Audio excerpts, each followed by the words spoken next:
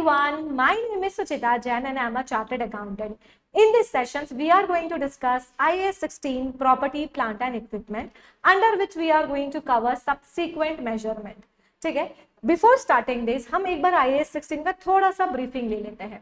IAS 16 बोलता है ये किस पे एप्लीकेबल होता है, टैंजिबल नॉन करंट एसेट्स पे. IAS 16 ही बताता है कि हम एसेट्स को इनिशियली हमारे बुक्स ऑफ अकाउंट्स में कैसे रिकॉर्ड करेंगे. IAS 16 बोलता है आप इसको रिकॉर्ड करोगे कॉस्ट पे. इनिशियली आप एसेट्स को रिकॉर्ड करोगे कॉस्ट पे. कॉस्ट मींस क्या क्या चीजें ऐड ऑन होती है. Cost means that purchase cost along with those cost which is incurred by you to bring the assets to its working condition. It means that assets को ready to use करने तक की जो भी cost incurred हुई है, जो भी expenses incurred हुए हैं, वो cost of assets का part बनते हैं. Example के तौर पे like transportation cost हो गई, site preparations हो गए, delivery expenses हो गए, whatever the cost you are incurred to bring the assets to its working conditions, आप सारी cost अपने cost of assets का part बनती है. तो ये तो पिक्चर क्लियर है कि इनिशियली हम कॉस्ट पे रिकॉर्ड करते हैं. अब सब्सिक्वेंट मेजरमेंट मतलब क्या कि हर साल वो एसेट किस वैल्यू पे हमारी बुक्स में रिकॉर्ड होगी. क्या वो सेम कॉस्ट पे कैरी होगी या फिर हम उसको कोई डिफरेंट वैल्यू पे रिकॉर्ड करेंगे. वो चीजों का डिस्कशन हम इस सेशन में करने वाले हैं, जिसको बोलते हैं सब्सिक्वेंट मेजरमेंट. IAS 16 बोलता है दो तरीके हैं एसेट्स को सब्सिक्वेंटली मेजर करने के. एक तरीका है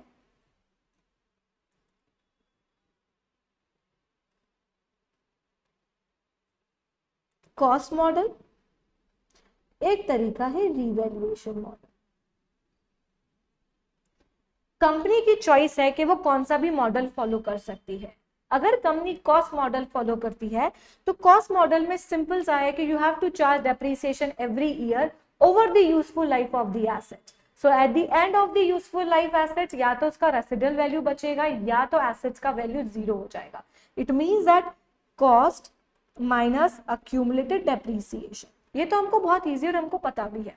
ठीक है, अब मैम जब हमारे पास कॉस्ट मॉडल है तो रिवैल्यूएशन मॉडल की जरूरत ही क्यों पड़ी. पहले हम बता करते हैं कि रिवैल्यूएशन मॉडल की नीड क्यों हुई. जब रिवैल्यूएशन मॉडल नहीं था ना, तो समझो मैंने एक लैंड खरीदी फॉर $100 मिलियन. ठीक है, 10 साल पहले, है ना. हमें पता है कि लैंड डेप्रिशिएबल एसेट नहीं है. इट मींस दैट अगर रिवैल्यूएशन मॉडल नहीं है तो मेरी फाइनेंशियल स्टेटमेंट में मेरी लैंड आज भी किस कॉस्ट पे आ रही होगी, 100 मिलियन पे आ रही होगी. और मैंने आज इसकी मार्केट वैल्यू निकाली. आज इसकी मार्केट वैल्यू है सपोज 200 मिलियन. ठीक है, अब एक चीज बताओ, मेरी बुक्स, मेरी फाइनेंशियल स्टेटमेंट में या मेरी बुक्स ऑफ अकाउंट्स में मेरी एसेट्स किस वैल्यू पे आ रही है, 100 मिलियन पे. डू यू थिंक ये फाइनेंशियल स्टेटमेंट मेरी ट्रू और फेयर पिक्चर दे रहा है मेरी फाइनेंशियल पोजीशन की? नहीं. आप कॉमन सेंस में भी सोचो, क्या मेरा फाइनेंशियल स्टेटमेंट ट्रू और फेयर इमेज दे रहा है मेरे बिजनेस की? मेरे बिजनेस में जो लैंड है उसकी वैल्यू तो 200 मिलियन है, मेरी बुक्स में तो 100 मिलियन पे ही आ रही है. टू रिजॉल्व दिस गैप, ये जो गैप आ रहा है ना फेयर वैल्यू और कैरिंग वैल्यू के डिफरेंस को, इस गैप को रिजॉल्व करने के लिए रिवैल्यूएशन मॉडल इंट्रोड्यूस किया गया. रिवैल्यूएशन मॉडल बोलता है कि you have to measure your assets at fair value at revaluation date. It means that आपको assets को fair value पे measure करना है. ठीक है मैम, एक क्वेश्चन ये आता है कि मैं कब कब रिवैल्यूएशन करूंगा. क्या मैं हर महीने एसेट्स का रिवैल्यूएशन करूंगा और उसका फेयर वैल्यू काउंट करके अपनी बुक्स में एसेट्स को फेयर वैल्यू पे लिखूंगा? नहीं. IAS 16 बोलता है, IAS 16 ने नहीं बताया कि how often you should revalued your assets. IAS 16 बोलता है, वो बोलता है कि आपको जो भी रिवैल्यूएशन करना है वो आपको रेगुलरली करना है, एक स्पेसिफिक टाइम स्पैन में करना है, लाइक विद इन 1 ईयर या हर साल आपको रिवैल्यूएशन करना है. ठीक है, या फिर एक उसमें बोलता है कि आपको कंपल्सरली ही रिवैल्यूएशन करना है जब आपकी कैरिंग वैल्यू और फेयर वैल्यू में मटेरियली डिफरेंस है. क्या डिफरेंस है? मटेरियली डिफरेंस है. तो आपको आपकी एसेट्स को रिवैल्यू करना पड़ेगा. अदरवाइज आप एक सिग्निफिकेंट इंटरवल में आप एसेट्स को रिवैल्यूएशन करेंगे। ठीक है, अब IAS 16 बोलता है कि जो भी एंटिटी अगर रिवैल्यूएशन मॉडल को चूज करती है उसे कुछ बातों का ध्यान रखना पड़ेगा। वो बातें क्या? पहली, सपोज मेरे पास 5 बिल्डिंग्स है, ठीक है, सॉरी 6 हो गई, 5 करे तो मेरे पास 5 बिल्डिंग्स है, ठीक है। कुछ जगह मार्केट रेट बहुत अच्छे बढ़ रहे थे, सपोज इस बिल्डिंग के टाइम पे मार्केट रेट्स बहुत बढ़ रहे थे, तो मैंने सोचा यार अपनी बुक्स में अच्छा दिखेगा तो मैं इसको रिवैल्यूएशन मॉडल पे ले आई, मैंने इसका रिवैल्यूएशन कर दिया। IAS 16 बोलता है कि अगर आप कोई भी, अब ये सारी बिल्डिंग्स है मतलब एक क्लास ऑफ एसेट्स है, अगर आप एक भी आइटम उस क्लास ऑफ एसेट्स का रिवैल्यूएशन करते हो तो you have to revalue entire class of assets. आपको उसकी सारी एसेट्स को रिवैल्यूएशन करना पड़ेगा, उन सारी एसेट्स पे रिवैल्यूएशन मॉडल अप्लाई करना पड़ेगा। Am I clear? समझ में आया? हम अब समझेंगे कि रिवैल्यूएशन मॉडल की अकाउंटिंग कैसे होती है, पर अभी तक हमको ये समझना है कि रिवैल्यूएशन मॉडल मतलब हमको एसेट्स को फेयर वैल्यू पे कैरी करना है। IAS 16 नहीं बताता है कि कितना फ्रिक्वेंटली करना है, तो इट्स अप टू यू, आप सिग्निफिकेंट इंटरवल्स में उसका रिवैल्यूएशन करें। कंपलसरी रिवैल्यूएशन कब हो जाएगा? जब आपकी कैरिंग वैल्यू, आपकी जो बुक्स में वैल्यू आ रही है और जो उसकी मार्केट वैल्यू, उसमें बहुत ज्यादा मटेरियली डिफरेंसेस है, तब आपको कंपलसरी रिवैल्यूएशन करना पड़ेगा if you opting for revaluation model. Am I clear? Okay, अब हम सीखते हैं अकाउंटिंग ऑफ रिवैल्यूएशन। क्या सीखते हैं? Accounting of revaluation. चलो एक एग्जांपल के थ्रू समझते हैं, ठीक है। 0 ईयर था, मैंने एक एसेट परचेज की, उसकी कॉस्ट थी $100, ठीक है। We are taking a very simple figures, ठीक है। उसकी लाइफ, यूजफुल लाइफ से 5 इयर्स, ठीक है। Eight the end of the year मैं यहां रिपोर्टिंग डेट पे उसका रिवैल्यूएशन कर रही हूं और उस दिन उसकी फेयर वैल्यू सपोज 120 मिलियन है, ठीक है। अब हम इसको करते हैं, ठीक है। ये eight the end of the accounting period, it's means that मुझे इतने सालों में डिप्रिसिएशन चार्ज करना है, तो मेरी बुक्स में इस दिन मेरी कैरिंग वैल्यू क्या होगी? कॉस्ट 100, डेप्रीसिएशन कितना? 100 डिवाइडेड बाय 5, 20। मेरी एसेट में इसकी वैल्यू आ गई 80। मेरी कैरिंग वैल्यू क्या आ गई? At the date of revaluation मेरी कैरिंग वैल्यू क्या है? 80, ठीक है। उस दिन वो बोल रहा है, बुक्स बोल रही है कि फेयर वैल्यू उसकी कितनी है? 120। IAS 16 क्या बोलता है? रिवैल्यूएशन डेट पे आपको आपकी एसेट्स को किस पे लिखना है? फेयर वैल्यू पे लिखना है। मतलब मुझे एसेट्स का वैल्यू 120 करना है। डू यू थिंक मेरी बुक्स में अगर एसेट्स का वैल्यू 80 है और मुझे उसको 120 पे करना है, कहीं ना कहीं एक प्रॉफिट वाली फीलिंग है, एक गेन वाली फीलिंग है। तो इसको हम बोलते हैं, इस सिचुएशन को जो 40 है, जो 40 का जो गैप आ रहा है, इसको हम बोलते हैं रिवैल्यूएशन गेन। कैन वी से it's upward revaluation? Upward revaluation मतलब मेरी एसेट्स की वैल्यू बढ़ रही है, ठीक है। 2 तरीके से रिवैल्यूएशन हो सकते हैं। कैसे?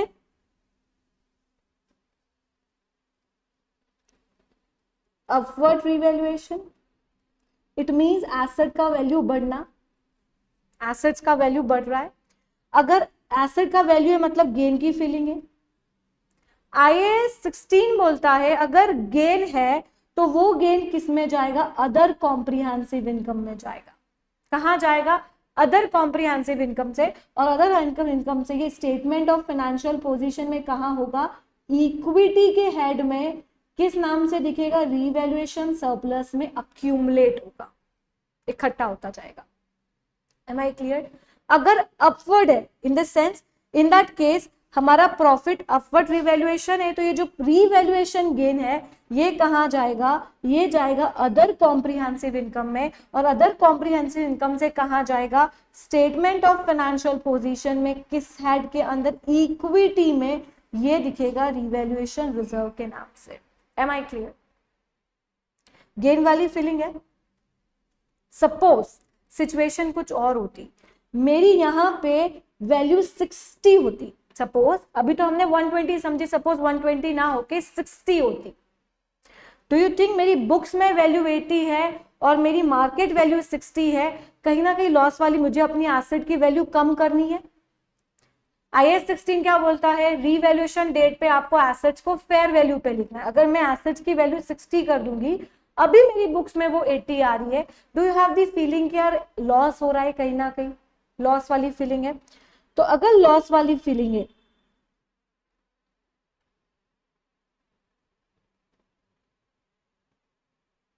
अगर मुझे एसेट का वैल्यू 80 से 60 करना है, तो डू यू थिंक मुझे यहाँ पे लॉस वाली फीलिंग आ रही है?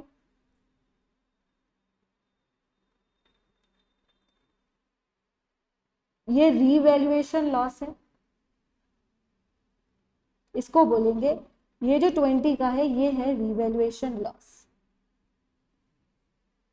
मैंने क्या बोला, अगर प्रॉफिट है मतलब अपवर्ड रिवैल्यूएशन है, तो हम उसकी वैल्यू कहां डालते हैं, अदर कॉम्प्रिहेंसिव इनकम में जाती है।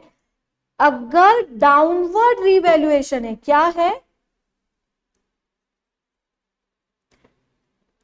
डाउनवर्ड रिवैल्यूएशन है, डाउनवर्ड रिवैल्यूएशन है, तो इसकी वैल्यू कहां जाएगी, ये जो लॉस है ये जाएगा स्टेटमेंट ऑफ P&L, सीधे स्टेटमेंट ऑफ P&L में चार्ज करते हैं। मैम ऐसा क्यों, कि प्रॉफिट है तो अदर कॉम्प्रिहेंसिव में इनकम में जा रहा है, लॉस है तो P&L में चार्ज हो रहा है? Due to prudence concept. Prudence concept क्या बोलता है, प्रूडेंस कॉन्सेप्ट बोलता है जो भी एंटिसिपेटेड लॉसेस है आप उसको रिकॉर्ड कर लो। तो एंटिसिपेटेड लॉस था ये, एसेट का वैल्यू कम होना, एंटिसिपेटेड लॉसेस है, हमने इसको क्या किया, P&L में चार्ज कर लिया। पर अनरियलाइज्ड गेन्स को वो चार्ज नहीं करने देता, अनरियलाइज्ड गेन्स को आप रिकॉर्ड नहीं कर सकते एज पर प्रूडेंस कॉन्सेप्ट, इसलिए अनरियलाइज्ड गेन्स है, और जो भी अनरियलाइज्ड गेन्स होते हैं वो कहां जाते हैं, अदर कॉम्प्रिहेंसिव इनकम में। तो गए ना अदर कॉम्प्रिहेंसिव इनकम में। Am I clear? It means that अगर रिवैल्यूएशन की वजह से अपवर्ड एसेट की वैल्यू में एसेट्स की वैल्यू बढ़ रही है, हमारी बुक्स में 80 थी और बाद में 120, हमको किस पे लिखना है, एसेट्स को 120 पे लिखना है, तो जो अपवर्ड गेन है वो कहां जाएगा, अदर कॉम्प्रिहेंसिव इनकम में। और अगर हमको एसेट्स की वैल्यू को कम करना है, मतलब डाउनवर्ड रिवैल्यूएशन है या रिवैल्यूएशन लॉस है, तो वो लॉस कहां बुक होगा, स्टेटमेंट ऑफ P&L में। Am I clear? चलो यहां तक क्लियर हुआ। अब इसकी एक जर्नल एंट्री पास करके देखते हैं, ठीक है। अब IAS 16 बोलता है कि आप जब भी रिवैल्यूएशन करोगे, जब भी एसेट्स का रिवैल्यूएशन करोगे, उस एसेट से रिलेटेड जो भी पुरानी यादें हैं उसको आप खत्म कर दोगे। पुरानी याद के तौर पे हमारे पास उस एसेट्स का क्या है, डेप्रिसिएशन, जो हमने चार्ज किया है। तो जब भी जर्नल एंट्री करेंगे तो हमारी फर्स्ट स्टेप होगी eliminate accumulated depreciation. It means हमने जो भी प्रीवियस ईयर में जो भी उस पर डेप्रीसिएशन चार्ज किया है रिवैल्यूएशन से पहले, उस सबको हम एलिमिनेट कर देंगे। इट मींस जब हम डेप्रीसिएशन क्रिएट करते हैं तो हम क्रेडिट करते हैं, अब एलिमिनेट करना है तो हम डेबिट कर देंगे, डेबिट अक्यूमुलेटेड डेप्रीसिएशन। कितना डेप्रीसिएशन है हमारे पास, 20 का, एलिमिनेट किया। ये जो स्टेप्स है ना, ये स्टेप्स है, ये आप कहीं भी लिख लो, और हमेशा ध्यान रखना जर्नल एंट्री लिखने से पहले अगर आप ये तीनों स्टेप्स फॉलो कर लोगे ना, आपकी जर्नल एंट्री बिल्कुल करेक्ट, उसकी अकाउंटिंग बिल्कुल करेक्ट होगी, ठीक है। सेकेंड स्टेप आप फॉलो करो कि आपको उस एसेट से जो भी गेन हो रहा है या लॉस हो रहा है उसको आप रिकॉर्ड कर लो, जो भी गेन या लॉस हो रहा है उसको आप रिकॉर्ड कर लो, ठीक है, गेन एंड लॉस को रिकॉर्ड कर लो। अगर हमारी फेयर वैल्यू समझे 120 है, इट मींस हमको गेन हो रहा है, गेन कितने का हो रहा है, 40 का। आपको पता है इनकम्स होती है, गेन्स होते हैं, प्रॉफिट्स होते हैं, वो क्या होते हैं, क्रेडिट, तो क्रेडिट कर देंगे अदर कॉम्प्रिहेंसिव, मैंने कहा गेन कहाँ जाएगा, अदर कॉम्प्रिहेंसिव इनकम, किस नेम से, रिवैल्यूएशन रिजर्व से। कितने से, कितने का गेन हुआ है यहाँ पे हमको, 40 का गेन हुआ है, तो हम डाल देंगे 40। Am I clear? ठीक है। अल्टीमेटली हमको, हम क्या कर रहे हैं, हम एसेट्स को रीवैल्यू कर रहे हैं, ठीक है। अब अल्टीमेटली हमको एसेट्स को बढ़ाना है या घटाना है, तो हमेशा एसेट का जो फिगर है ना उसको बैलेंसिंग निकालो, एसेट का फिगर बैलेंसिंग निकालो, सबसे इजी वे है to calculate the asset amount, ठीक है। अब जैसे क्रेडिट था 40, डेबिट है 20, मतलब डेबिट 20 से कम है, आप डेबिट कर दो एसेट 20 से। मैम एक चीज बताएं, मेरी बुक में एसेट अभी 80 का आ रहा है, राइट। मैम मेरी फेयर वैल्यू है 120, आपने बोला है कि रिवैल्यूएशन, जब भी मैं रिवैल्यूएशन करूंगी मैं अपनी एसेट्स को फेयर वैल्यू पे लिख दूंगी, मतलब 120 पे लिखना है। तो मैडम मुझे तो एसेट 40 से बढ़ाना चाहिए ना, आप तो 20 से ही बढ़ा रहे हो। एसेट्स तो 120 चाहिए, आप 20 से बढ़ाओगे, 80 प्लस 20 तो 100 ही होता है। मेरी एसेट की वैल्यू तो आप 120 चाहिए ना। चलो टी अकाउंट बनाते हैं, प्रूफ कर देते हैं। अभी मेरी बुक्स में, सॉरी थोड़ा सा बड़ा बनाते हैं तो इजी होगा समझना, ठीक है। एसेट अकाउंट, मेरी बुक्स में एसेट की कॉस्ट कितनी आ रही है, मेरी बुक्स में एसेट की कॉस्ट कितनी आ रही है, 100, ठीक है, लिखी 100। मेरी बुक्स में अक्यूमुलेटेड डेप्रीसिएशन बिना रिवैल्यूएशन करे पहले कितना आ रहा था, अक्यूमुलेटेड डेप्रीसिएशन 20 आ रहा था, डेप्रीसिएशन 20। अब ये वाली जो एंट्री की है, इस एंट्री को इसमें पोस्टिंग कर दो कि मैंने क्या बोला है कि अक्यूमुलेटेड डेप्रीसिएशन को, पूरा का पूरा डेप्रीसिएशन को एलिमिनेट करना है। एलिमिनेट किया 20 से, मतलब डेप्रीसिएशन क्रिएट करते हैं तो क्रेडिट करते हैं, एलिमिनेट करते हैं तो डेबिट करते हैं, तो पोस्टिंग की रिजर्व एंड सरप्लस 20, ठीक है। फिर मैंने क्या किया, एसेट्स को डेबिट किया, मतलब एसेट्स को बढ़ाया कितने से, 20, revaluation reserve 20। Do you think ये अकाउंट तो क्लोज ही हो गया, डेबिट भी 20 है, क्रेडिट भी 20, नलीफाई 0। नाउ अब कैलकुलेट करो, मेरी एसेट की वैल्यू कितनी आ गई, 120 फेयर वैल्यू। मेरी एसेट का क्लोजिंग बैलेंस कितना आ गया, 120, और वही तो चाहिए था, वही तो चाहिए था, एसेट्स को फेयर वैल्यू पे लिखना है, 120 आ गया। Am I clear? It means that अब जब भी रिवैल्यूएशन करोगे आपकी एसेट्स किस पे लिखाएगी, फेयर वैल्यू पे लिखाएगी।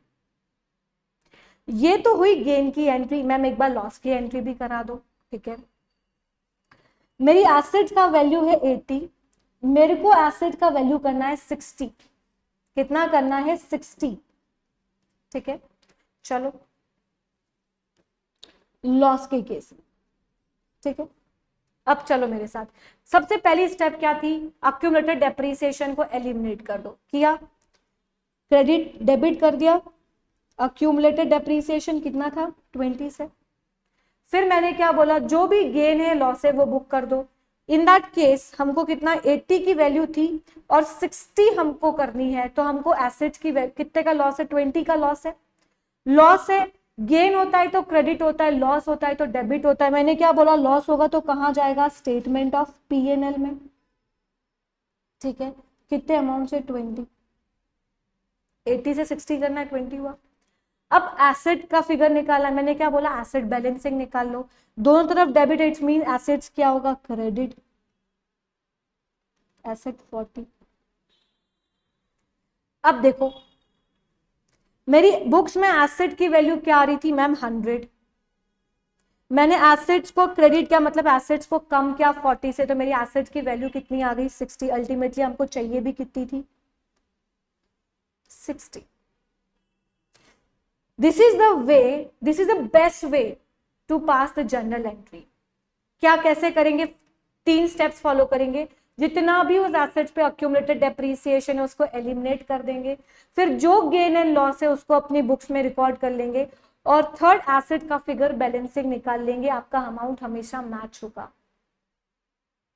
M I clear? ठीक है, अब एक चीज और समझिए, इसमें अब एक इंपॉर्टेंट चीज समझने वाली है। सपोज 2022 एंड 2023, ठीक है, मुझे यहाँ पे गेन था, रिवैल्यूएशन गेन हुआ $100 का, जो मैंने कहाँ पे शो किया, अदर कॉम्प्रिहेंसिव इनकम में, जो कहाँ पे रिजर्व एंड सरप्लस इक्विटी के हेड में है, अक्यूमुलेट हो रहा है, $100 पड़ा है मेरा, ठीक है, ओके। 2023 में उसी एसेट्स को मैंने वापस रीवैल्यू किया और उस पे मुझे लॉस हो गया, मुझे रिवैल्यूएशन लॉस हुआ कितने का, $200 का। ये अब आप बताओ, ये डॉलर जो 200 है वो कहां जाएगा? मैम आपने तो बोला था कि अगर लॉस है तो वो पीएनएल में चार्ज होएगा, है ना। अब देखो, मेरी एक एसेट थी यहाँ पे, ठीक है, मैंने उसको गेन बुक किया, यहाँ पे पहुंचा दिया, 100 से ऊंचा करके यहाँ पहुंचा दिया। नेक्स्ट ईयर यहाँ खड़े होके मैंने लॉस बुक किया इतना, 200 का। डू यू थिंक इतना तो मेरा प्रीवियस प्रॉफिट को रिवर्स करूंगी ना, देन यहां से मैं न्यू लॉस बुक करूंगी। तो IAS 16 बोलता है, अगर आपका लॉस है, रिवैल्यूएशन लॉस है, और उससे पहले कोई रिवैल्यूएशन गेन था, तो पहले वो लॉस आप रिवैल्यूएशन गेन से एडजस्ट करोगे। अब एडजस्ट करोगे तो रिवैल्यूएशन गेन हमने पहले कहां डाला था, अदर कॉम्प्रिहेंसिव इनकम में, तो अब ये जाके अदर कॉम्प्रिहेंसिव इनकम में जितना गेन था, कितना गेन था, 100 का गेन था, तो जो इसका 100 है वो कहां जाएगा, अदर कॉम्प्रिहेंसिव इनकम में डेबिट होगा, ठीक है। और बाकी का, अब वो तो रिवैल्यूएशन रिजर्व खत्म हो गया, अब बाकी का लॉस, अब फ्रेश, ये वाला जो लॉस है ये तो फ्रेश लॉस है ना, तो ये लॉस कहां चला जाएगा, ये जाएगा स्टेटमेंट ऑफ पीएनएल 100 से, पीएनएल में चार्ज हो जाएगा। Am I clear? सिमिलरली अगर हम इसको इस केस में देखें, 2022 और 2023, इनिशियली फर्स्ट ईयर मुझे लॉस हुआ, सपोज इनिशियली फर्स्ट ईयर मुझे लॉस हुआ $200 का, ठीक है, तो ये कहां चला गया, मैंने पीएनएल में डाल दिया, ठीक है, पीएनएल में चार्ज किया। सिमिलरली नेक्स्ट ईयर मुझे उस एसेट्स पे गेन हुआ $400 का, सपोज मान लो $380 का गेन हुआ। IAS 16 क्या बोलता है, अब आप यहां खड़े हो, आपकी एसेट को आपने पहले इतना नीचे ले गए, यहां पे खड़े होके वापस आप उसको गेन कर रहे हो 380। डू यू थिंक ये वाला जो गेन है ये तो इस लॉस का रिवर्सल होना चाहिए, है ना, आपने पीएनएल में चार्ज किया है। तो IAS 16 बोलता है ये जो 380 है उसमें से जितना लॉस आपने पिछले साल प्रीवियसली आपने जो पीएनएल में चार्ज किया है पहले उसको आप रिवर्स करो। तो इट मींस दैट जो गेन है का जो $200 है ये जाएगा स्टेटमेंट ऑफ पीएनएल में क्रेडिट हो जाएगा। और बाकी जो फ्रेश गेन है, फ्रेश कौन सा है, जो 180 का फ्रेश गेन है, ये 180 का जो फ्रेश गेन है ये जाएगा OCI में और वो चला जाएगा इक्विटी के revaluation reserve. Am I clear? This is the way how we record the gain and losses in the statement of P&L and other comprehensive income. Keep in mind, ये चीज याद रखना, इन्वेजिलेटर या examiner will test your knowledge on this topic. ये बहुत simple है कि initially gain हुआ है तो OCI में चला जाएगा, इनिशियली लॉस हुआ है तो वो P&L में चला जाएगा। बट अगर एक साल गेन है अगले साल लॉस है तो उसको कैसे रिकॉर्ड करना है, उसको ऐसे रिकॉर्ड करना है, इसको ऐसे अकाउंट फॉर करना है। Am I clear? जब हमारे हम नोट्स देखेंगे ना, इस नोट्स में ये टेबल आपको वो चीज क्लियरली समझा लेगी जो हमने अभी समझा है। कैसे? देखो, रीवैल्यूएशन है, अगर रीवैल्यूएशन का लॉस होता है मतलब डाउनवर्ड आपको वैल्यू कम करना है तो क्या करोगे, अगर कुछ भी नहीं है तो आप स्टेटमेंट ऑफ P&L में चला जाएगा। कहां जाएगा? स्टेटमेंट ऑफ P&L में। But if there any previous gain, अगर आपके पास कोई पिछला गेन पड़ा है then loss is first adjusted against the previous gain, then आप उस प्रीवियस गेन से एडजस्ट करोगे। तो गेन कहाँ डाला था, अदर कॉम्प्रिहेंसिव इनकम में, तो to the extend of that gain आपका जो लॉस है वो कहाँ जाएगा, पहले ओसीआई में, एंड जो एक्सेस जो लॉस बच रहा है गेन को एडजस्ट करने के बाद वो कहाँ चला जाएगा, स्टेटमेंट ऑफ पीएनएल में। Similarly in case of gain की बात करें, अगर कुछ नहीं है प्रीवियसली, ना ही गेन है ना ही लॉस है, अगर गेन है तो कोई बात नहीं, अगर नहीं लॉस नहीं है तो प्रीवियस ये जो गेन है वो कहाँ चला जाएगा, अदर कॉम्प्रिहेंसिव इनकम में। और अगर प्रीवियसली लॉस है, इस साल गेन हुआ है बट प्रीवियसली लॉस है, तो पहले जितना लॉस आपने पीएनएल में चार्ज किया है वो जो अभी का गेन है पहले वो उतना गेन आप पीएनएल में डालोगे, क्रेडिट करोगे। If there any previous loss, then gain is first adjusted against previous loss, therefore taken to statement of P&L and access taken to other comprehensive income। यही तो हमने यहां समझा है। Am I clear? डिफिकल्ट नहीं है, बहुत इजी है। हमने इसमें जर्नल एंट्री भी पढ़ ली, हमेशा ध्यान रखना जर्नल एंट्री 3 स्टेप फॉलो करोगे बहुत इजीली जर्नल एंट्री हो जाएगी, ठीक है। अब इसी एग्जाम्पल को अगर हम ले, ठीक है, अब हम बात करते हैं डेप्रीसिएशन की, ठीक है, अब हम बात करते हैं डेप्रीसिएशन, ठीक है। IAS 16 बोलता है कि आपको अब आपने एसेट्स को रीवैल्यूएट कर दिया, हमने क्या किया था, चलो हमारा एग्जाम्पल उठाते हैं ताकि आप लोगों को इजी वे में रहे समझने में। Give me a minute.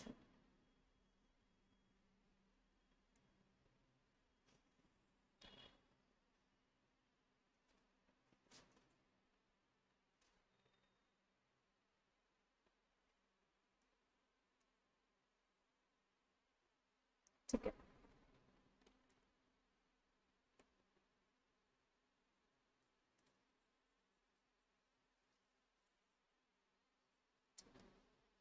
ठीक है, क्या हुआ, हमने एसेट को $100 पे खरीदा था, eight the end of reporting period हमने उस एसेट्स को रीवैल्यू कर दिया, ठीक है। अब अगर हम नेक्स्ट ईयर में बात करें तो हमारे एसेट्स का वैल्यू कितना बचा है, हमारे पास एसेट्स का अब वैल्यू बचा है, हमारी बुक्स में अब एसेट्स कितने पे आ गया, 120, ठीक है।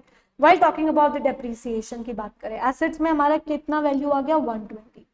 IAS 16 बोलता है कि अब आपको प्रीवियसली क्या हुआ, पुराना सब भूल जाओ, आपके पास कॉस्ट कितनी, आपके पास वैल्यू कितनी बची एसेट्स की, 120। आपकी रिमेनिंग यूजफुल लाइफ कितनी है, लाइफ थी 5 साल जिसमें से 1 साल हो चुका है, 4 साल रिमेनिंग बचे।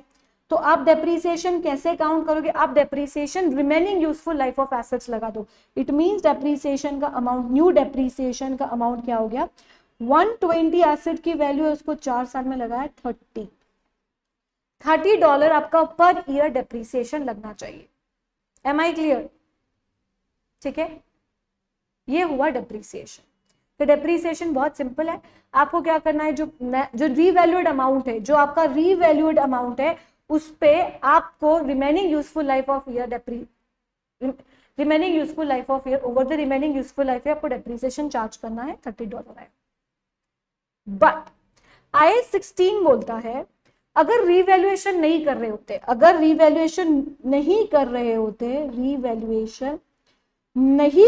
होते, तो आप एसेट्स को आप कितना डेप्रीसिएशन चार्ज कर रहे थे, आप $20 डेप्रीसिएशन चार्ज कर रहे थे पीएनएल में।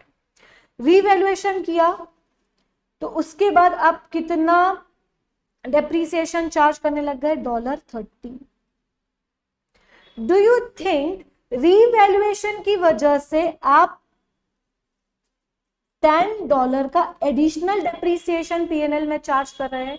Due to revaluation do you think कि आप एडिशनल डेप्रीसिएशन चार्ज कर रहे हैं? दिख रहा है ना, पहले हम 20 करते थे, अब 30 कर रहे हैं। अल्टीमेटली हमारा रिटेन अर्निंग कम हो रहा है, प्रॉफिट ही कम हुआ ना डेप्रीसिएशन ज्यादा चार्ज करने से। तो IAS 16 बोलता है कि कंपनी के पास ऑप्शन है, अगर वो चाहे तो जितना अमाउंट ऑफ एडिशनल डेप्रीसिएशन है ना, उतना ही अमाउंट से वो रीवैल्यूएशन रिजर्व में से अमाउंट ट्रांसफर कर सकता है, किसमें, रिटेन्ड अर्निंग में। किस में ट्रांसफर कर सकता है? रिटेन्ड अर्निंग में।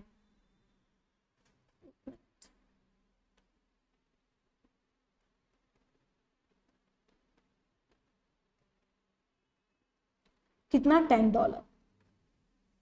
कैसे? इसका क्या हुआ? इसका कोई इंपैक्ट नहीं जाएगा अदर कॉम्प्रिहेंसिव इनकम में और पीएनएल में, बिकॉज ये तो क्या है, एक एडजस्टमेंट है। आप बैलेंस ट्रांसफर करो, इक्विटी के ही हेड के दो आइटम्स में से रिवैल्यूएशन रिजर्व में से आपने अमाउंट ट्रांसफर कर दिया retain earning by passing a simple journal entry that क्या करेंगे, रिवैल्यूएशन रिजर्व अकाउंट डेबिट और क्रेडिट क्या कर देंगे, रिटेन्ड अर्निंग। कितने से? $10। Am I clear?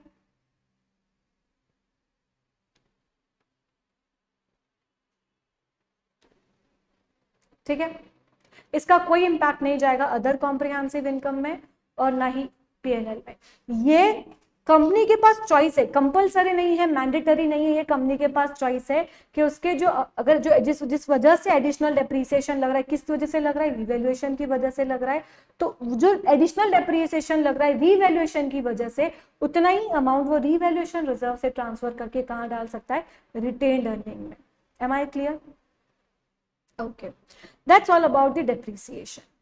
Let's read about the depreciation first. ये जर्नल एंट्री है, ठीक है, इन आवर नोट्स ये जर्नल एंट्री है जो हमने भी, मैंने आपको सिखाई थी कि हम जब भी रिवैल्यूएशन करते हैं तो क्या जर्नल एंट्री होती है, और उसके ऊपर एक क्वेश्चन है, आप इस क्वेश्चन को प्रैक्टिस करना आपके घर पे, समझना कैसे हर सिचुएशन में एसेट का वैल्यू कैसे कैलकुलेट करना है, ठीक है। ओके, अब पढ़ते हैं रीडेप्रिसिएशन। Once an asset has been revalued, the following treatment is required. Depreciation must be charged based on valuation less residual value over the remaining useful life of the asset. ठीक है? The whole charge must go to the statement of profit and loss for the year. अब ये चीज समझने की है। An additional reserve transfer may be made. आप additional transfer, reserve transfer मतलब रिवैल्यूएशन रिजर्व से रिटेन अर्निंग में ट्रांसफर कर सकते हैं from revaluation surplus to retained earning for the additional depreciation charged on the revalued amount compare to cost.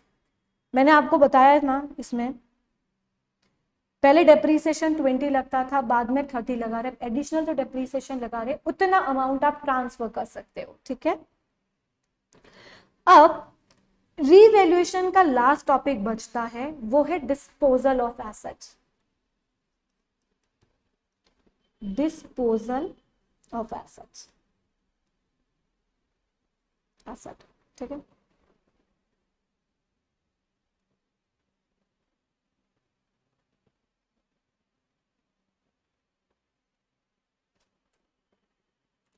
Disposal of assets, ठीक है। Okay, अब एक बात समझो, ठीक है, जब मैंने अब मैं उस एसेट्स को रिवैल्यू करती, मेरे रिवैल्यूएशन रिजर्व में सपोज उस एसेट्स को रिवैल्यूएशन करी, उसको एक गेन होता गया सपोज $1000 का सपोज $1000 का बैलेंस इकट्ठा हो गया रिवैल्यूएशन रिजर्व में, ठीक है। एक दिन ऐसा आया कि मैंने उस एसेट्स को बेच दिया। अब उस एसेट्स पे कुछ तो प्रॉफिट हुआ होगा या तो लॉस हुआ होगा। जो एसेट्स के बेचते टाइम जो भी प्रॉफिट एंड लॉस हुआ है वो कहां जाता है? स्टेटमेंट ऑफ पीएनएल में। क्यों जाता है? मैंने पहले ही बताया है, रियलाइज्ड गेन एंड लॉसेस कहां जाते हैं? स्टेटमेंट ऑफ पीएनएल में। अनरियलाइज्ड गेन जो रहता है वो कहां जाता है? अदर कॉम्प्रिहेंसिव इनकम में। अब मैंने उसको बेच ही दिया तो मतलब मेरा प्रॉफिट तो रियलाइज्ड हो गया ना। अगर रियलाइज्ड हो गया तो वो कहां चला जाएगा? Statement of PNL. It's means हमारा प्रॉफिट कैसे निकलता है? प्रॉफिट या लॉस कैसे निकलता है? जो कैरी सेल्स कंसिडरेशन है, सेल्स कंसिडरेशन है, उसमें से अगर हम माइनस कर दे